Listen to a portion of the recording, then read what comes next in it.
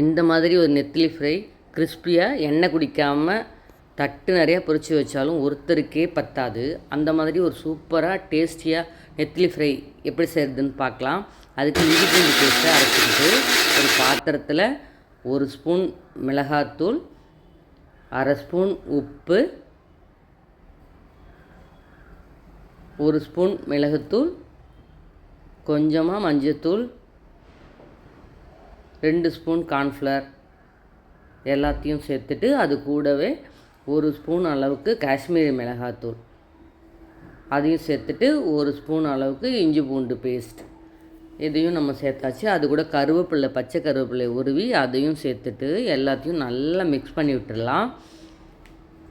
நல்லா எல்லாத்தையும் சேர்ந்து நல்லா கலந்து மிக்ஸ் பண்ணதுக்கப்புறம் நம்ம க்ளீன் பண்ணி வச்சுருக்கிற நெத்திலி மீனை தண்ணி இல்லாமல் வடிச்சிட்டு அதையும் இப்போ அதில் சேர்த்துக்க போகிறோம். எல்லாத்தையும் ஒன்றா சேர்த்துட்டு நல்லா மசாலாலாம் எல்லா பக்கமும் படுற மாதிரி நல்லா கலந்து விடுங்க. மசாலா எல்லா பக்கமும் கோட் ஆகட்டும். நல்லா மசாலா கலந்து ஊறினதுக்கப்புறம் அப்புறம் பொரிச்சாதான் அது டேஸ்ட்டு சூப்பராக இருக்கும். அதனால் நல்லா மிக்ஸ் பண்ணி விட்டுருவோம். மிக்ஸ் பண்ணி நல்லா ஒரு 1/2 மணி நேரத்துலேருந்து 1 மணி நேரம் வரைக்கும் ஃப்ரிட்ஜில் வச்சுட்டு, ஃப்ரீசரில் வைக்க வேண்டாம், ஃப்ரிட்ஜில் வச்சுருவோம்.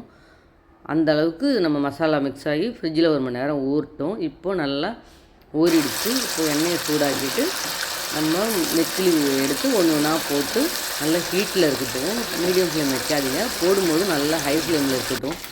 அப்புறமா நல்லா பொரிஞ்சதுக்கப்புறம் மீடியம் ஃப்ளேமில் வச்சுட்டு பெரட்டி விட்டு எடுத்தோம்னா ஒரு சூப்பரான நெத்திலி ஃப்ரை கிறிஸ்பியாக எண்ணெயே குடிக்காமல் டேஸ்டியாக ரெடி ஆகிடுச்சு.